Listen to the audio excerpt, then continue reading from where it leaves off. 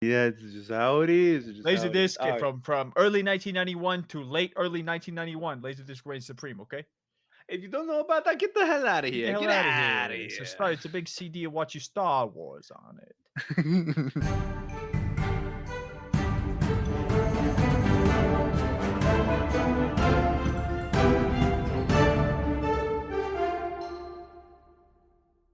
Hi, and welcome to another episode of Dungeons and Degrees. My name's Adrian, And I'm Alex. and today we have a returning guest. Bow, bow, Skyler, bow. introduce yourself. Hello, I am Skyler, the ADHDM, formerly Skyler, the Dungeonologist. And yeah, I'm back. I recently was a guest host for Mike Shea of Sly Flourish, and that was a blast. But now the spotlight's on me. Sorry, Mike. It's sky time. I don't know. It's Sky Noon. There you go. There we Oh go. no. Oh yes. Listen, we never. Oh yeah. Oh no. The chaos is starting already. But today, I'm gonna let Skyler introduce the thing because I keep saying the wrong thing every time we talked about it. Adrian's tired, but I wanted to talk today about group dynamics. I have an upcoming video, which at the time of this podcast posting should be uploaded, about a time that I got a player invested by going on like a solo side quest. So we're going to talk a little bit about how the people that are present at the table are going to create the sort of rules that you abide by, the social rules, not the Jeremy Crawford, Mike Merle's rules in the player's handbook. And how mixing that dynamic up, I think, can be a really cool way to unlock some player investment and some new level up your social game. I agree. It's gonna be good. When he brought this idea to us, I was like, I don't think I had anything, but it reminded me of my last session where I had to spotlight two people, and those two people were the ones that showed up. Having the group versus just the few, and how to kind of like make sure they feel important and seen and understood, kind of thing. Adrian, what'd you do for those people? Was it a different dynamic? I mean, it had to be. It was the guy who doesn't speak much, but they end up like doing the best RP, very silent type, but then just brings out the tears and ready to go. And then the analytical guy who knows all the rules. And Is that who I think it is? oh yeah, it's Joseph. Okay. You Awesome. know who it is. I love you, Joseph. I'm gonna kill you, Joseph. Ooh. Ooh. Hot fire and ice. But yeah, so we had a session where 3 people didn't show up due to work, weddings, family plans, and just feeling sick. So I ended up like, I still want to play. We hadn't played in 2 weeks. Let's do something special. So we cleared out some of the background stuff that we did, which was like, check out my new power. What does it do? Are enemies still around? And sending spells to get more information about the world because they didn't want to move on without 3 players. So we did that, and then that took like an hour. And I'm like, okay, well, we have just y'all two, and I woke up from a nap, and I had a brilliant idea. I know exactly what we're going to do, and I'm not going to tell you what we're going to do until it happens. So I'm like, you don't need any stats, just D20, that's it. And I just described the scene of one of the characters in their backstory's resurrection through one of the Amber Temple's kind of, I guess, Dark. boons or gifts. Yeah, dark gifts, dark powers. Mm-hmm. So I described that, and then we had talked about it earlier during one of my like upkeep meetings with everybody, Mm-hmm. and we got into it. But like, I wanted to put a story to what we talked about, so we created how they or the player described us how it act, how they would react to each of these scenes that I put in front of them, and as well as just kind of figure out where they go, how do we end up. And I knew at the end of the session, I needed to be at a certain location to send a spell from what they did like 2 sessions ago. So that was what I was bringing to this game, and it was fun. And I was going to focus on one, but then I'm like, the other person's going to get boring. So I decided to make it so like kind of move with each other. So like this cart splashed a puddle into his face, and then with that I made a scene change from that a wave crashing into a boat and then the spritz of like water kind of like getting onto the other character's face. So that Super was my cool. yeah, I that love was my that. transitions. And I was like bouncing them both and back, and I was trying to make sure that each individual had their time with that character. So for Joseph's character, I we did his uncle who he doesn't know about. He doesn't know where he is. So I'm like I had alluded to something. I want to say like 8 sessions ago of what happened. So in this session we got into what actually happened and where he's at currently. Joseph's character doesn't know, but Joseph thought I didn't even think too much into it. I would just let you do it, but I was so glad that I got to actually experience it. But yeah, captain of a ship. They're smugglers. They had a job kind of gone wrong, and a ancient treasure that would kind of cross worlds was on the boat, and they were actually the experiment to see what actually would happen to the ship if it was on the ship. So Joseph's father, I had to make up characters on the spot because he's like Joseph started asking questions. I'm like, that's the first mate. What's his name? Moxie. Derek, And he's like, who's this guy? Adrian. Shit, no. Dritz Duorden. No, nope, that's Rat. not it. That's copyrighted. Uh, and I was like, he's like, oh yeah, how about Desrin, which was his character's name's Ezra. And I'm like, no, I'll think of something else. But it was a good experience. I had to improve my improv game as well as they got to try out a different character with like no stats, but still enjoying their time with it. So every time something happened, I kind of swished it back to the other person wherever they would be. Like I would time hop them. That way it's not like, okay, how many feet do you go or anything? Like they go to this district, they go to that district because of smells, and mostly it was like a lot of water because of the pirate stuff and hearing songs. Those were the cues for me to switch over. And that like how is that connected to Waterdeep? Oh, the like the jig that they're singing at that moment is the same one that's going on in the bar at Waterdeep, and that's how I kind of connected them back and forth. Man, that's And it was using really like fun. sensory cues like that for scene transitions is awesome. I mean, it feel like I see that a lot in TV shows. Right. That's definitely something I'm gonna put in my quiver a little more deliberately. And, That's really yeah. cool, man. It So was it was fun. how did they act differently compared? You mentioned that like the quiet guy got a little more into role playing, but like was there any behaviors you saw emerge? Well, Joseph plays to his character. Okay, so wisdom was not high stat for Ezran, but and strength was a low stat for Ezran. But for this guy, he was, I think, a little bit more smarter than um, Ezran, but played as like a brute.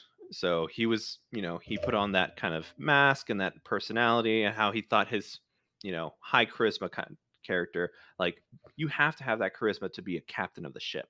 So he put that down in front, and it was really fun interacting, making sure all his mates were kind of like make sure they're safe. He was like, because he rolled like a nat one, and I'm like, this is a dream sequence. I'm gonna make sure this goes well. So he crashes against the side of a because a wave hit and just. But he rolled a nat 20 the next round, so he just instead of like flying off the ship and him having to get help, he just kind of did this maneuver. He's like, you know your ship. It's like the back of your hand, and you just flip right back and slide and skid, and you know exactly where the crease of the wood and all that stuff is, and you kind of slide right back where you need to go. And it was just a beautiful moment. For the other individual, Pink, his character was his love interest. I'm gonna say it wrong. It's the name of a flower. Asmuth's. Dang it. Oh, these backstories. It's like this yellow flower, and Pink's love interest. He had yellow scales. So like I started describing that as like, oh fuck, I can't believe we're doing this right now. You're bringing my love interest back to life. Fuck you, man. Uh, um, but I didn't know like the personality of this individual, so I kind of tested what happens when someone rude kind of interacts with you. What happens when someone nice interacts with you? what happens when the authority comes around, and what happens when you come to something familiar, but for some reason your memory is not recalling it. So I kind of like I was also like probing out how this character would be, and he was like, well, this is what Asmus would do, and this is what Asmus would do, and in creating that person from I feel like they already know who Asmus was, but like more in depth. Yeah. And that's how they kind of like, you know, provided the roles to be, uh, set. And each of them ended with they've been casted sending messages to both of them, and that's where I ended their this like backstory is when the sending message was sent, and everyone was revealed that like Asmus has lost memory of Pink, the love interest, and Ezran's uncle had passed out in this other plane, and that's why they can only hear the crashing of rain. So that was fun. That sounds like a real. So not only does like solo play, which I'm a huge advocate. I say solo. What I really Hmm. in the same way that people say one shots, which Mike Shea brought up actually. Like people say one shots and they mean like a short campaign. Yeah. Even though I'm a one shot purist, and this better only take one day.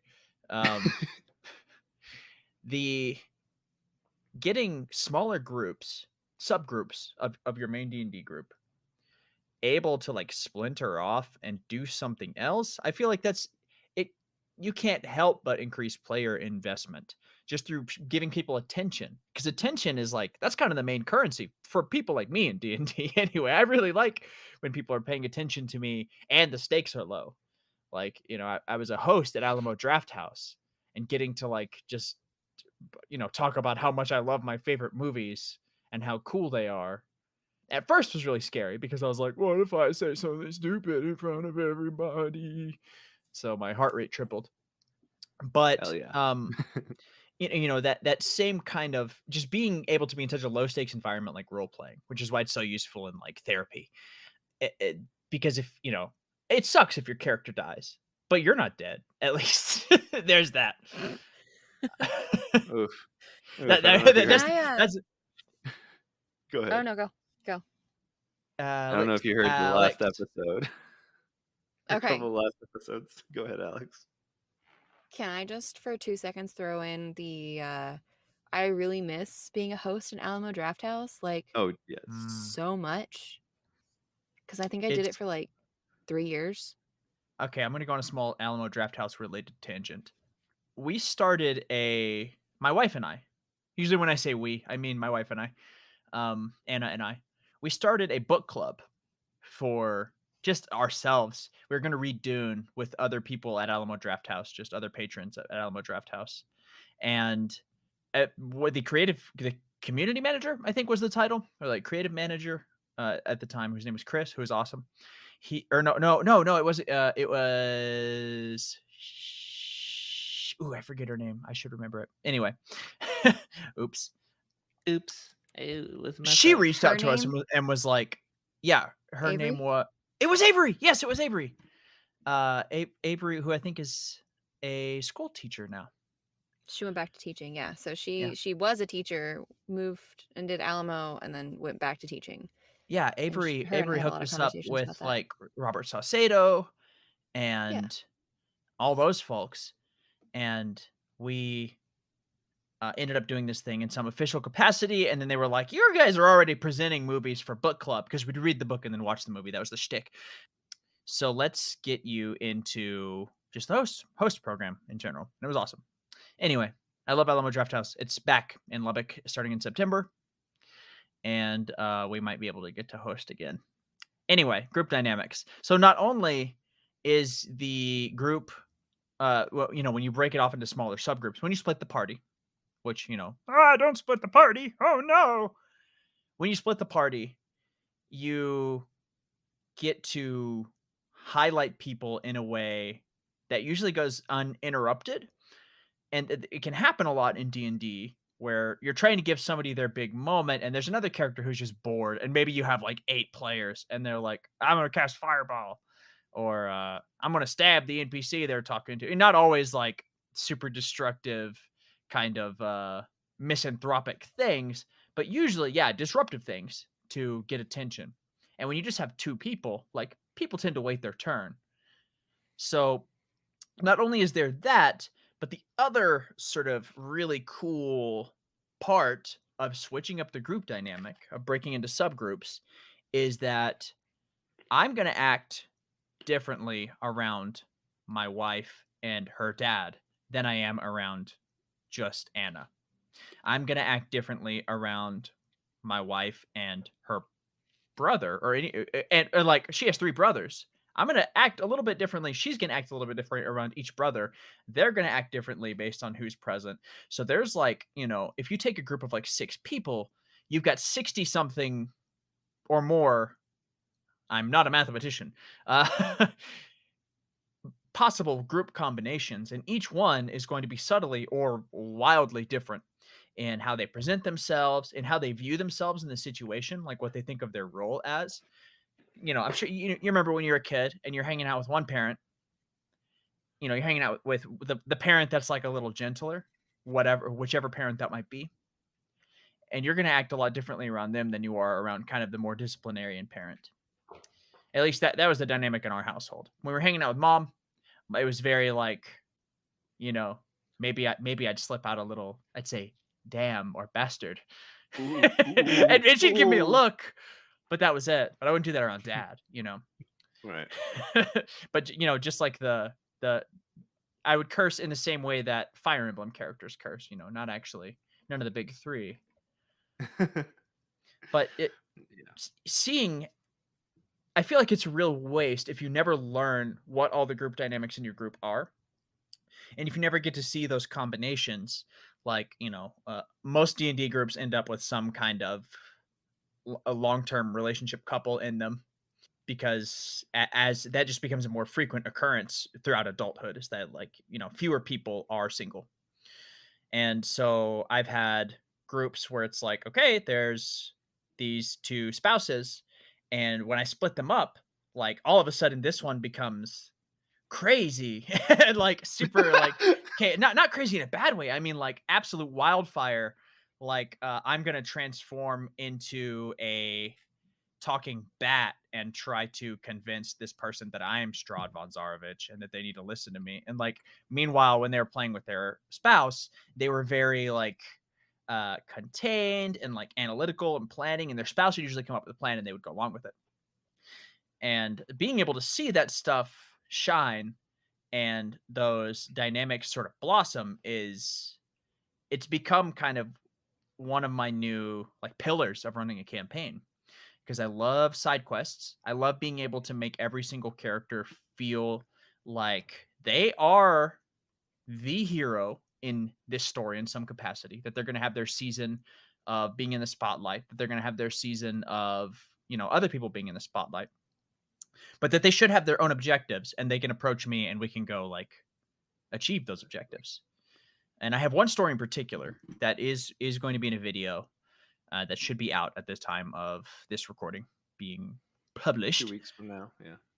And this player, who we will call Bobby, name it Bobby. Bobby was, I thought going into the campaign, was going to be the most invested player. And then when we actually all sat down together, they really didn't have much to say. Smartphones were kind of novel at this point in time, but they were looking at their phone all the time, and there was really no social protocol for dealing with that. I was still like on my nights and weekends flip phone, so I didn't know how much there could possibly be to look at on a phone screen. And we were playing 3.5, and there was this prestige class they wanted to take called Eldritch Knight, which is, a lot of people are familiar with from 5th edition, but it was like a paladin thing. If you wanted to be a paladin of, I think, Mistra, the goddess of arcane magic, or the weave, in 3.5, they were like, oh, I'm going to take this class. And I was like, okay, you want to take that class? Let's go to the Temple of Mistra, and you can go get like ordained and take an oath or whatever. And I really knew that this person liked reading the Dresden Files, which I did not know much about at the time. And so I read some sort of TV tropes articles and like Comic Vine battle forums about Harry Dresden. Like there wasn't really much in terms of wiki, and I read the first book, and I was like, all right, so this is going to be like the White Council. So these are like magic cops. These are this is an organization who is like, well, there is knowledge that's too dangerous for general access. There are ways that magic shouldn't be used. You know, don't kill mortals with it. Don't consort with outsiders. Don't F around with time. Stuff like that. And they had already broken some of these rules. And so we had this solo mission. I say solo again. It was them and I think another someone who was already a paladin. Forget the other player, unfortunately. But someone else in the group had accompanied them just to sort of, you know, so they wouldn't get jumped by goblins or whatever on the road to the city with the Temple of Mistra. And they ended up standing trial for the crime that they'd committed and had to swear an oath. And the oath, the price of the oath was like, if you break this, your magic's going away. All of your magic, not just your prestige class magic, not just your paladin spell slots that you're going to get, or your cantrips or whatever. Like you will become, in essence, the same level that you are right now, but a fighter. And it would be like a paladin breaking their oaths. Right. And they were so into it. They were so into the trial. I had like another character from their backstory, like one of their old mentors, write a letter on their behalf as they were sort of imprisoned and this side quest was like weeks of downtime in game. Oh wow. So like there was like I was really vibing on like the part in Chrono Trigger where it's like everyone that you screwed over at the Millennium Fair is like, "He took my lunch. What a tool." So like all the people he had helped and all the people who he had wronged were all like writing in these letters of like, crucify him, or like, he's not a bad dude.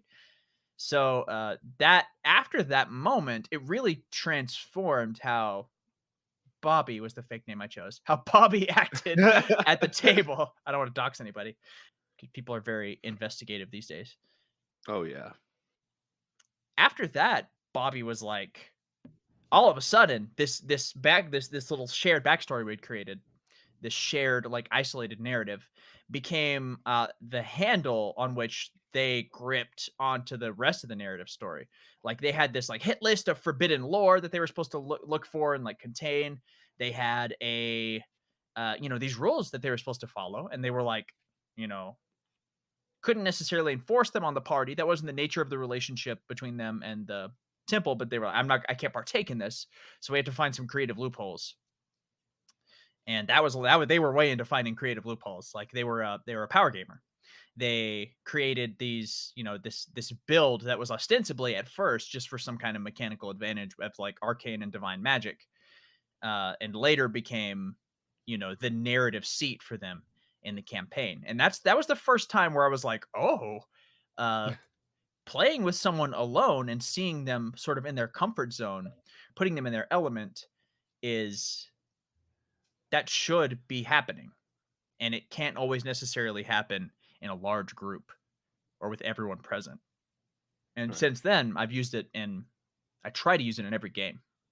So I wanted to ask, like, how long does that take in, like you said, this solo mission, it was Bobby and one other individual. Was this just because that's who was available, or We'll did say it was everyone? Bobby and Hank. Bobby It was and Hank. it was like I was at like the library, and I was just gonna run with Bobby, and Hank was like, "Oh, damn it, Bobby, can I come too?" And that's okay, Dad.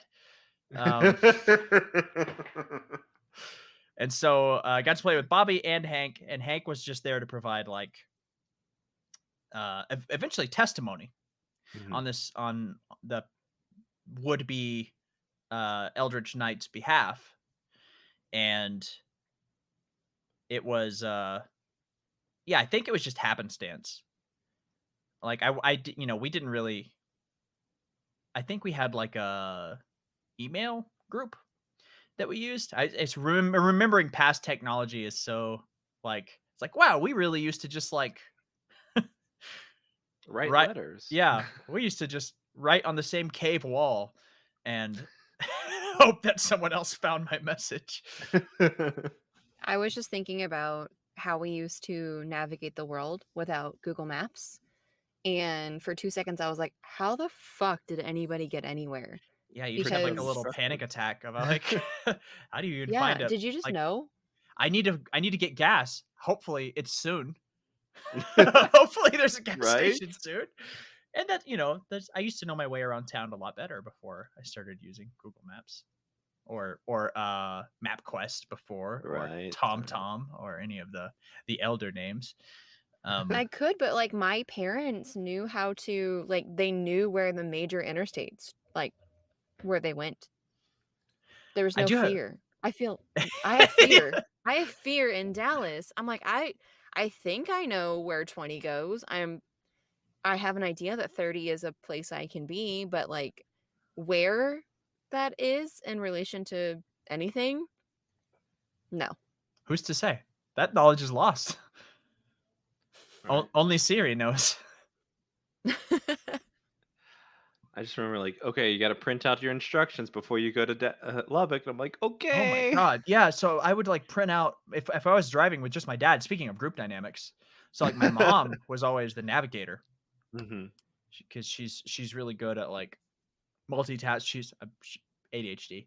She was really good at multitasking and like engaging all her cognitive burners on her mental oven, and as long as she had like a bunch of things to do at once. So she didn't like driving. So she's sitting Chewbacca in the sitting shotgun and navigating. And whenever it was just me and my dad going somewhere out of town, that job fell to me. And I hate it's like holding the flashlight for your dad, fixing the car. Like that same kind of like, I'm gonna get in Yeah. trouble if I do something wrong. So he'd be like, "Where's my turn?" And I'm like shuffling through MapQuest, like, I don't know. How are we gonna get to the Christian rock festival if I miss a turn? Those were odd times indeed. For sure. For sure. Even when technology would work or like get better, it's like, would it work though? There we go. That's what I'm trying to say. I just remember my mom just freaking out, like, it's taking forever to reroute. And I'm like, I guess I'm stuck playing my DS for a little bit longer. Uh-oh. Okay. Looks like Pokemon Platinum's gonna take front seat for a little while. But yeah, But I like, even that group dynamic of like just being alone with a different parent in the car. Like you're a different facet of yourself is for coming sure. forward. Like I definitely couldn't just hang out and play Game Boy Advance SP at my grandparents because they're Right. like, "What is that? Go outside, read a book, tell us a story. We're gonna tell you stories about olden times when everything was much better." Definitely had different dynamics because my mom would freak out and my dad was just really, a little bit more relaxed. But my mom's like, hit the brakes, hit the brakes, hit the brakes. I'm like, okay. But I was asleep in the back of the car, and we were at the DFW airport, and traffic Yeah. was just crazy. And my mom said, "Wake up, you're gonna die!" And I never slept again. Yep. Well, now I'm like, why wake up? Why wake me up at all? Uh, Meanwhile, my dad probably would have been like, just quietly like, "Damn, dang it, oof, Oof, this is gonna hurt. Okay. we're gonna die." So when you said like going back to group dynamics, I kept thinking of like episodes of like a series where like two 100%. characters try to interact with each other, and it's like, Yes, well, I never really thought about that. And maybe my players haven't even thought about that. What is their group dynamic with other individuals? They know their role as in the group, but what is their role when it's not the group? And I absolutely think like it's something that I also think I should probably explore, especially like if there's going to be like, oh, people aren't going to make it for X amount of weeks on these different days. Like, okay, well, I'm going to try to wrap up this group session to then try to explore these dynamics in its own fashion, which would then bring them even like closer together or like have their own unique experiences. absolutely. I mean, yeah, like Bart and Lisa, when they're around their parents, they're trying to one up each other and tattle on each other and be the favorite. But when they're Mhm. alone, there's like some of the, there's a lot of episodes of The Simpsons of like, that's the heart of the show is that these characters bonds while they're alone. Right. Exactly. without the stress of the group, because maintaining a group dynamic in a large group is stressful. It Right. is a very demanding process for some people more than others. For some people, it's easy to act like themselves in front of a lot of people. Most of those Mhm. people end up on TV. For the rest of us plebeians, it's a matter of like, okay, I got to remember all the rules. I don't want to upset this person by talking about this. It's Thanksgiving, Right. like Uncle, I can't use the name Bobby again. Uncle Doug, Julio. Uncle Julio will, if I talk about being vaccinated, he's going to start off on his rant. But Aunt Pfizer invented the vaccine. No, that's like, you got to remember like which topics to avoid, what even like what are people's behavioral triggers, like, oh, if I do this person's going to maybe do something that's really attention seeking.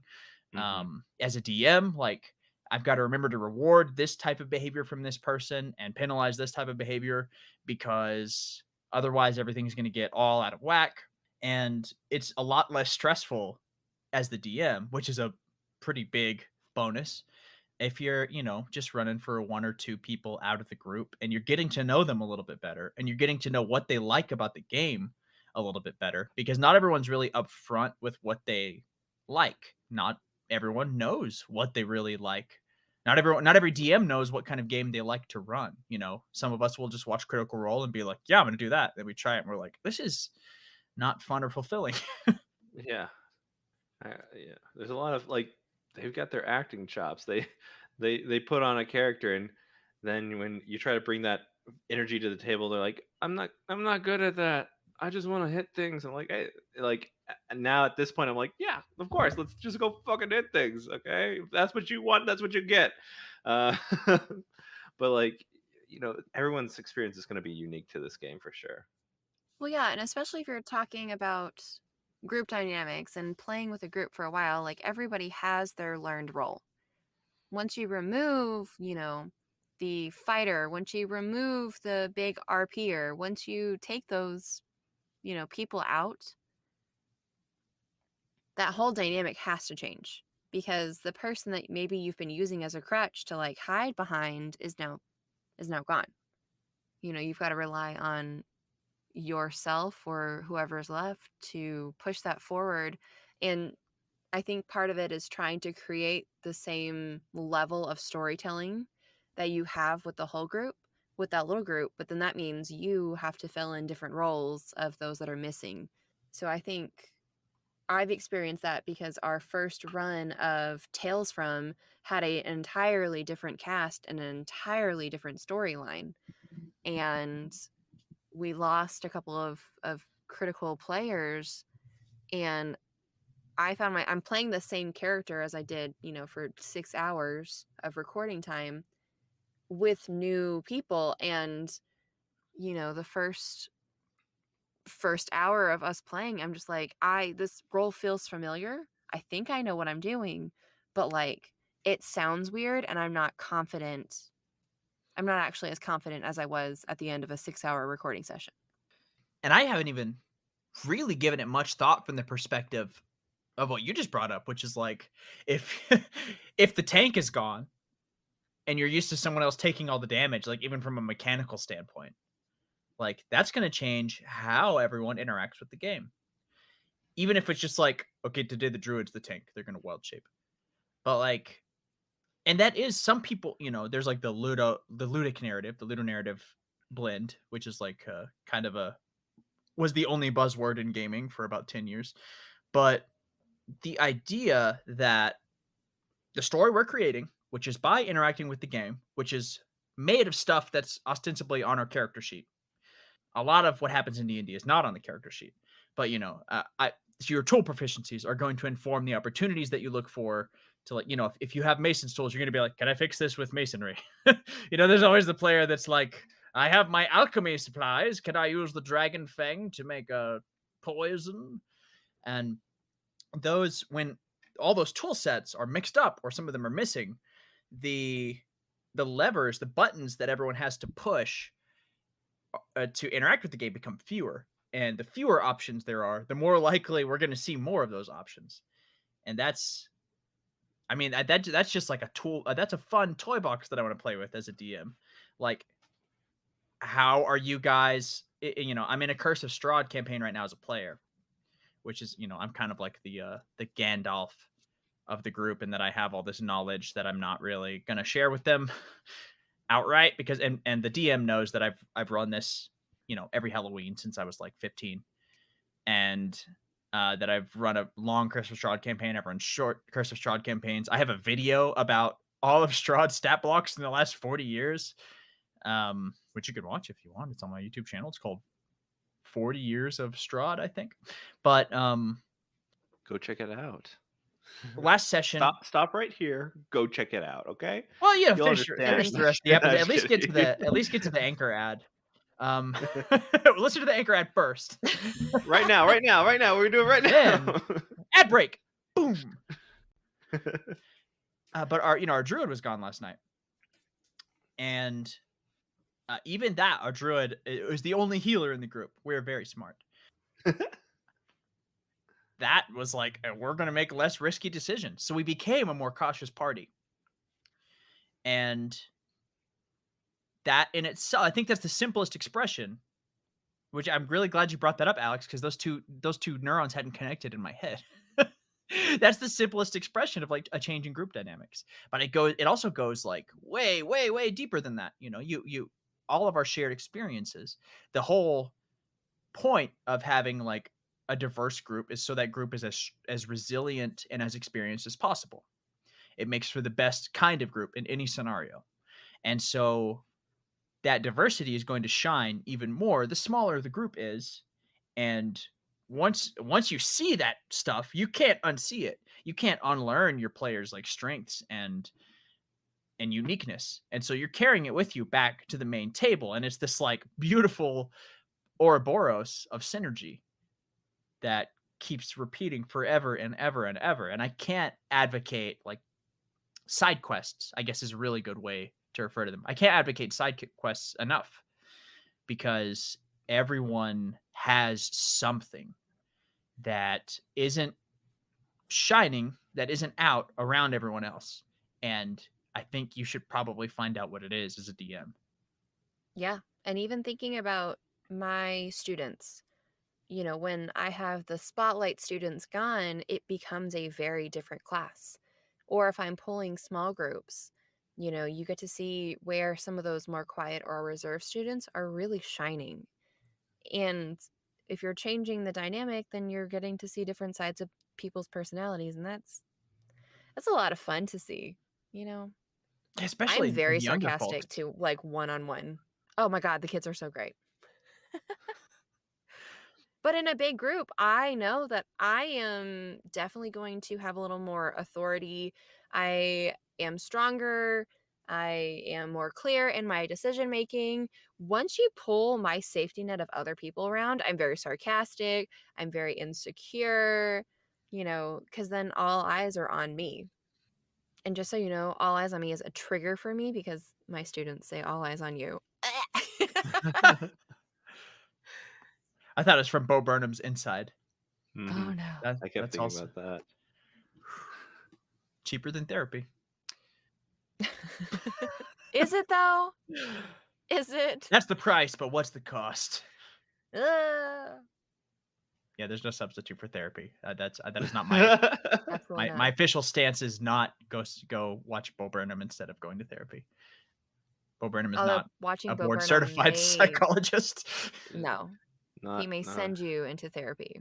That's true, which can be an important journey. Right. No, I watched it. I watched the special, right? Mhm. And I tweeted about it because, like, legitimately, I watched and I was like, oh, this is so funny. Ha ha ha. Yeah. Oh, shit. All of these are from, I've heard all these songs through TikTok. And then you watch the evolution of what he was going through or, what he was recording going through. And I was like, that was me. Okay. So maybe I need to go talk to somebody about, what happened in my isolation in the pandemic, because where I saw the joy and fun. And I wonder if that's a difference in like I don't know if just people haven't stopped to listen to the whole thing, Mhm. Yeah. from start to beginning or start to end, and really seen what it does to be removed from your loved ones and family. Because like I said, I heard all the songs from TikTok. I love them. I will listen to them individually, but putting them all together and watching that emotional journey, I was like, oh shit, this is real. Yeah, there's a Oh, yeah. reason that coming out of, like, isolation that I'm now obsessed with group dynamics. I'm like, "I wanna spend time with everyone in every possible combination," We're gonna have special Discord channels for every possible permutation, like side quests and stuff. I mean, yeah, absolutely. We're all freaking traumatized, and if you're not, you are very lucky. If you got out of 2020 without some amount, I feel like people are forgetting the year happened. Like, not literally like a fugue state, but like I'll be saying like, "Oh, my wife and I have been married for 2 years." Well, there was a third year in there actually. It was called 2020. Or like, "Oh, we haven't met since last year's." Well, that was 2 years ago. And other people are making it count twice. Like, "I haven't seen you in 2 years." It's like, "Well, we actually saw each other last August." It's just been a really long year. That it was a Right. really long decade this last year. It's yeah, It's I been mean, something else, for sure. nobody got out unscathed from that. Thanks, 2021. Thank you, Personal Pan Pizza. You're welcome, Adrian. I love you. Uh, every pizza is a Personal Pan Pizza if you really try hard enough, all I gotta say. Yeah, if you eat it out of a pan. Mm-hmm. What kind of pan, though? Does it matter? The Great God pan. Oh no, I used the Pantheon. Fudge. Oh. Oh man. Shit, what were we talking about? Dynamics, right? Group Yep. dynamics, man. This is definitely where the ad break goes.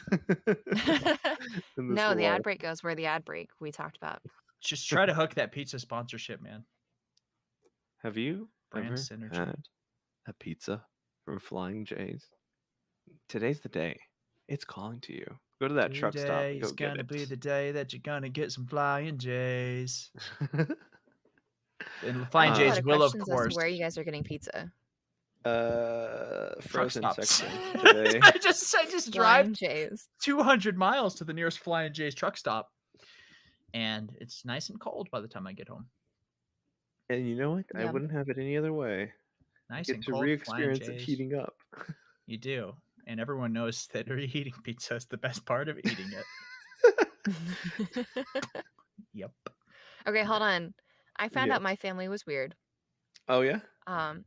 My family leaves if we have pizza. We leave our pizza sitting out overnight to eat it in the morning. Like, not refrigerated? Yeah, Well, you're still alive, mean, Alex. So yeah, but usually it's just like a veggie pizza, so it's not like pepperoni. okay, yeah. Well, Well, so there's it may be pepperoni. so Mm, we're entering that like between 40 and 140 danger zone that mhm. food service employees are so familiar with. However, I'm gonna be real with you. When I lived by myself, very rarely did pizza go into the refrigerator. So it was like we use like the butter dish mentality of pizza. I say we, Yeah. me alone, me and one of a few pets. I've definitely I've had the next morning countertop pizza that's just pop up in the box. Your banana pepper's still in there and everything. Well, the banana pepper didn't make it through the night. So I'm not, I'm not necessarily advocating it, but I'm not forbidding it either. Oh yeah. Yeah, I didn't realize that was a thing that I worked in food service. Let me just make that caveat. I understand food not sitting out. I mistakenly ate pad thai that had sat out all night and regretted every decision. At a convention. Can we talk about that? How did that? Wait, I was at oh god, it was a lot. There's a lot going on. But I ate the pad thai in the morning for breakfast. I Didn't feel think like your about it immune system is because just like 10% capacity when you go to a convention. I've never made oh it my through a gosh, convention without getting like some rare illness. crud. Yeah, the con crud. You can Yep. tell that a convention is like when Lubbock Con finally got big enough to sustain itself. I was like, oh, I got sick this time. Looks like it's gonna stick around. It's a real convention now. I got some Yep. weird respiratory virus. I always took the day off since I worked those 2 days, from open to close. I always took the next day off because there was no way I was gonna make it. I was gonna die. It's gonna be. I never got sick though. Well, I didn't talk to people, and that's the thing is that I wasn't there to. I was there to work. Make sure the costume contest put itself together. Whatever. Standing on stage. All eyes on Don't you. do that. Get more insight of what Alex did on our LubbockCon episode. Yeah. It's like referring to a past comic. See Avengers, Mighty Avengers issue 47 if you want to learn about what Spider-Man just said about that lunch he ate. I'll never do that again. When I was a kid, that would freak me out. I would be like, there's no way I'm going to track down Uncanny X-Men number 27. How am I going to learn about this love triangle? This one line they said. Yeah, about like, hey, this is like that time we fought those snakes. I gotta know about the snakes. For sure. Apparently, it was it's sold comics, so maybe I should do that in YouTube videos. Like, right? see this? I mean, that's kind of there's like the thumbnail pop-ups. Right. That already happens. But that's actually the built other thing into would be YouTube. just doing half an episode and then the other half of another episode just in one YouTube video. You gotta go on check a different the other video channel first. Yeah, be like, if you want to. Here's my pitch. Okay, I'm ready. Are you ready? A choose your own podcast / YouTube video. So as you're playing, you get like, okay, you got to this video or you got to this point. You can either go to this video at this timestamp or you go to this video at this timestamp. And then it's just like an absolute monster and mess of beauty and insanity.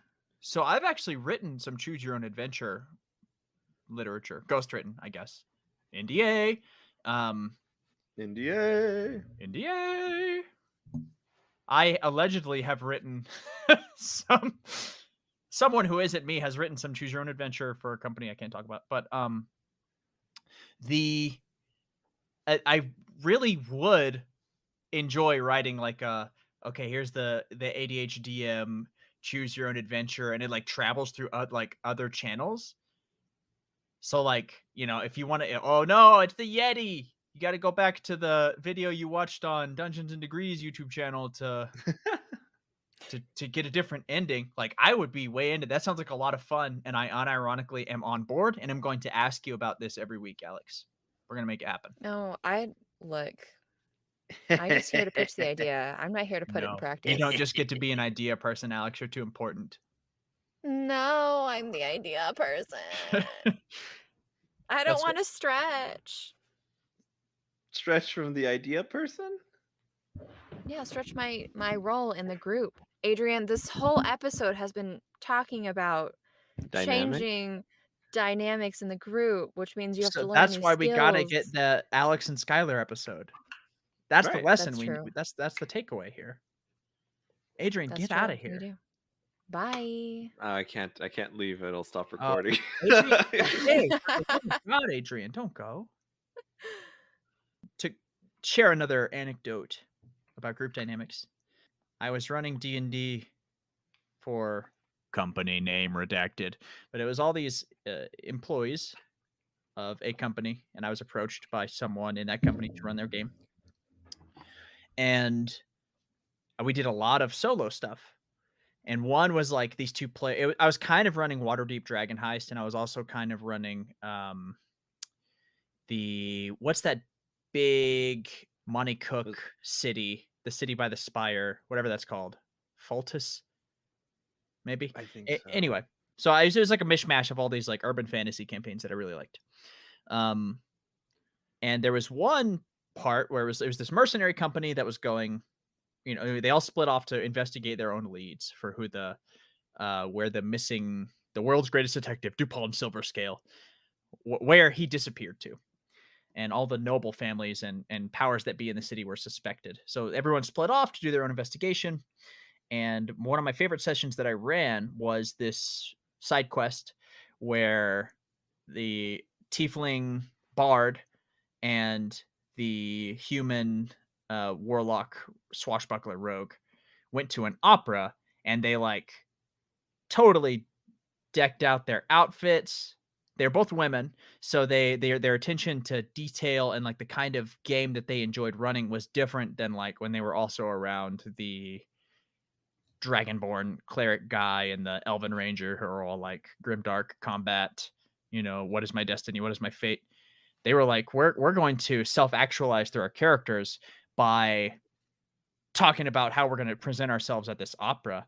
And like the warlock had mask of many faces, so she just had total agency and control over every aspect of her personality. And she was a noblewoman from a family that she didn't want to like talk about. So she was doing this cool incognito thing, and the social tension of that. And it did eventually, the cultist or the opera accidentally used a real ritual to summon a demon in one of the songs. And so they summoned a demon, and it did end in combat. But for the most part, and then they went to the after party because they leapt from their seats in the balcony and fought the demon off, and it was really cool. But afterwards, they went to this after party where they got to be like, "Oh, how quaint! You're the heroes that vanquished the demon. That's very fine. Good show." All these nobles who are like, "That was a really cool part of that play." And just seeing them in that environment where normally, we were crawling through the dungeons, we were trying to negotiate larger deals. And even though the warlock was kind of the party face, seeing them alone with this other character, and then they develop like a battle sister friendship. And there was, and they're making inside jokes about this opera that they went to in the main game. It really turned a key in my heart and unlocked a part of that game and an aspect of that game that I wouldn't have been able to enjoy otherwise if we had just done full group play and canceled every time someone couldn't play. I think, yeah, that's really cool. Was it like? Sorry, my head's spinning for a second. Sorry, All right, dude. I wanted to You ask. got pizza flu. Whoa, all I see is 3.14 Let it sit out on for my a Only little. Ninja right. Turtles are immune. um, I had played with a group of individuals that I had never played with, and I had a similar encounter of like, gotta dress up to the nines. It's gonna be great, and we're gonna go try to steal this treasure that this underground, I guess, auction's gonna sell off as a prize. Heist, baby. Heist, exactly. And I had never done anything like this, and I had never played with these individuals before, so I was ready for everything. And they got into character. They started playing off each other. It was really great. All the nat 20s from like the meekest character, and they were all strength checks, and they're like, I don't. I don't know if I can do this, and just like pops a box open with their bare hands, and it's like, oh, You'll was love it to see supposed to it. happen? Yeah, like they have a -1 to strength, and they're still just doing the strongest moves, rolling nat 20s on everything, They're just like breaking the things. mom lifting the car to save the kid. Yeah. Right. And it was wonderful. But I think me having experiencing a new dynamic, because I've only been playing with like with this group for like a year and a half, and that's it. I'm like, well, this is cool. It's reminding me of how, you know, how more malleable I need to be. Also, how much more aware I need to be when watching what they do in order to provide them with the most fun they can have. And it was my first time ever running a one shot, and it only being within a 3 hour limit. Was that at a con? No, it was like 2 weeks ago or 1 week ago, with this group of individuals that I had met over TikTok. Nice. Yeah. Yeah, man. I mean, it's cool. I really love DMing for new groups all the time. Um, it's really DMing the same group over and over where I kind of get burned out. And I think that's because a part of the juice for me of DMing or of being the kind of administrator of any group is getting to know people and, falling in love with everybody a little bit. Really getting to see sides of people, and D&D does this almost like nothing else. Tabletop role playing in general, where people are self-actualizing. They're creating some token of themselves, and you cannot help but put a little piece of yourself in there. Even if it's like an inversion of a piece of yourself, even if you're like, this character is going to be nothing like me, that's still saying something about yourself. And people sharing that with you is beautiful. And getting to see that with a new group of people that's my favorite way to meet people. If the first time that we ever meet is like rolling dice and playing D&D together, like we're probably going to be friends for a really long time. Yeah, for sure. And that's how we met. That's how we met, Adrian. Here we are. A long time Alex, later. yeah, it's been 9 years since years? Alamo Yeah. Draft House. I think so. It was with Bleep.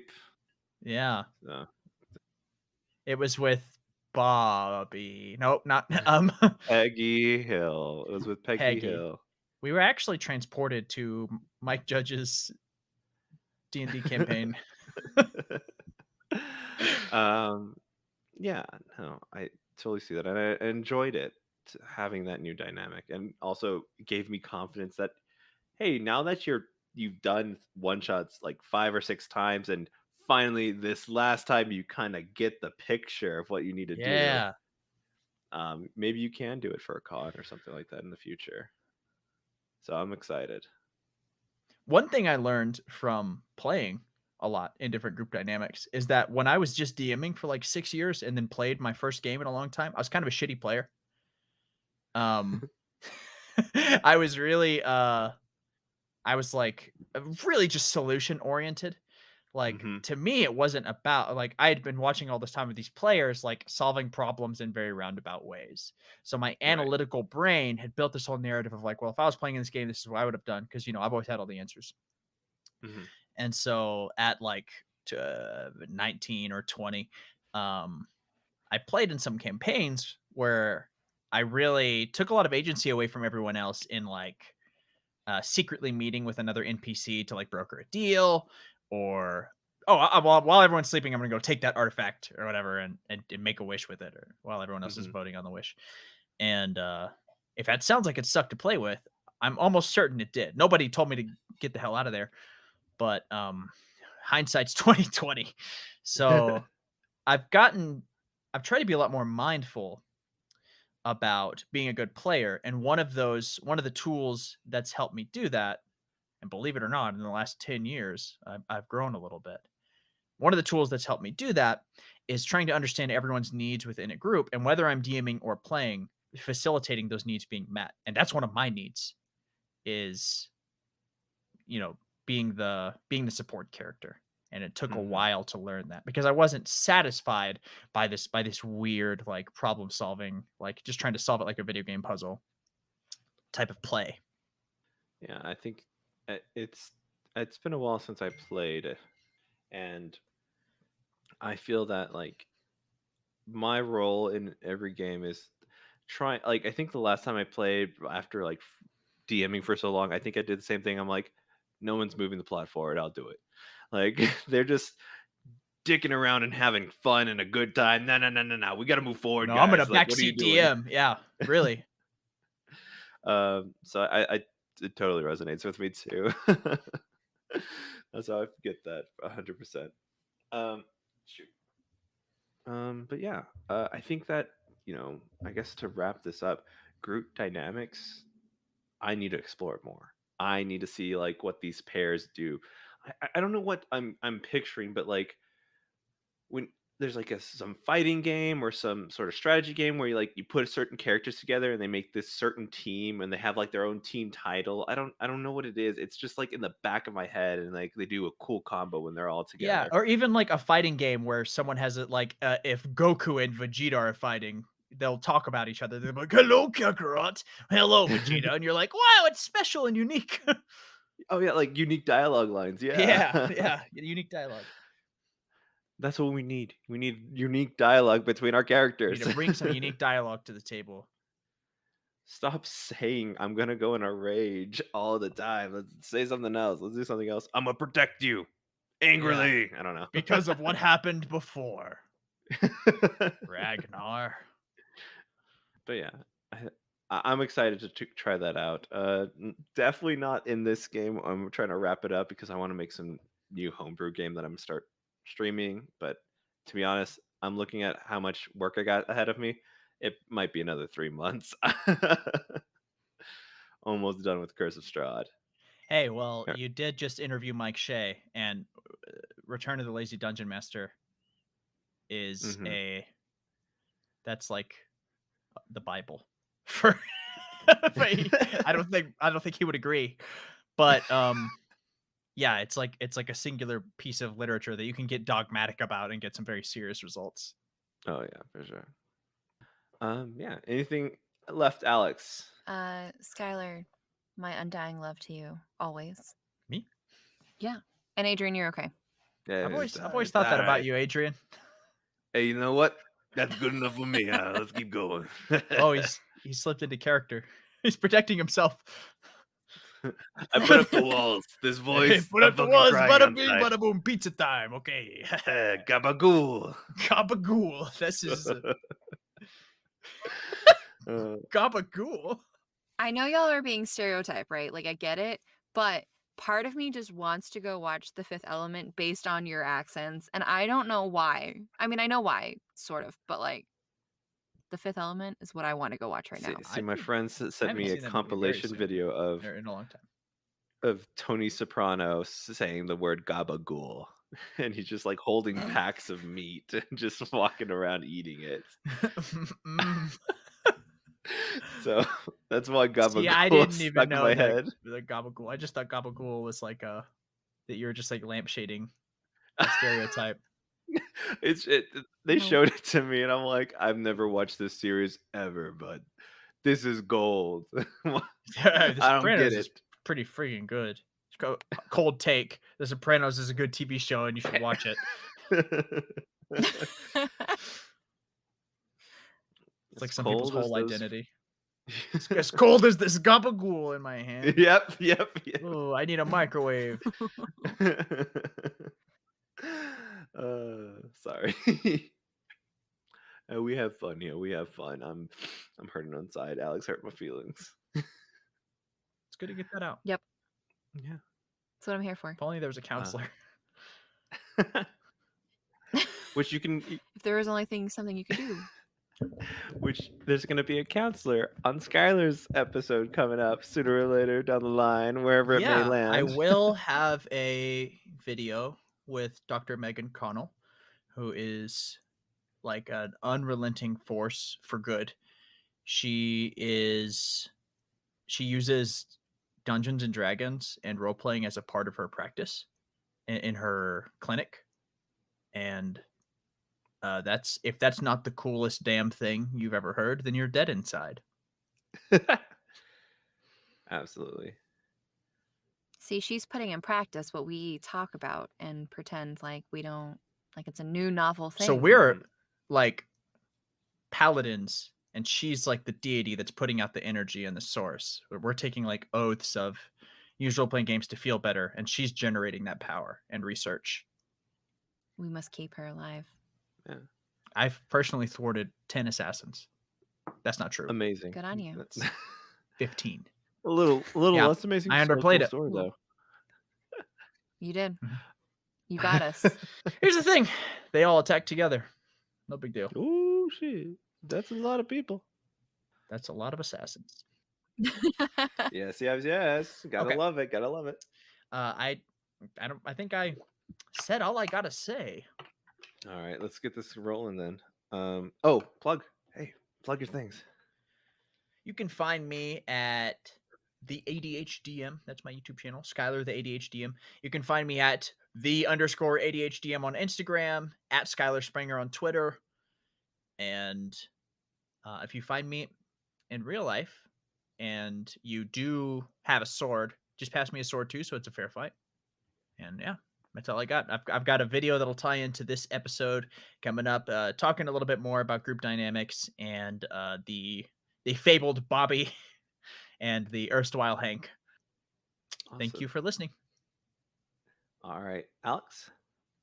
Well, I'm going to say it again because Skyler took my line. Thank you, dear listener, for joining us for another episode of Dungeons and Degrees. You can find us wherever pods are cast. Please rate and subscribe to us on Apple or wherever you're listening to this.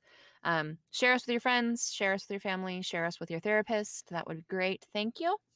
Thank you to all of our Patreon subscribers. We love you a lot. If you want to join the ranks of these beautiful subscribers, feel free to find us on the Patreon. You can also join us on Discord, ask any questions you want as we slowly whittle down our Critical Role list of people. It's not Critical It's Role. not Dimension critical. It's 20. Dimension 20. Which is but another step on I the road know. to Critical Role. That's right. We'll get there. No. Don't worry. It's the second week of school. That's my excuse. Okay, love you. Bye-bye. Thank you so much for listening. My name's Adrian. And I'm Alex. I'm Skyler. Go have some fun.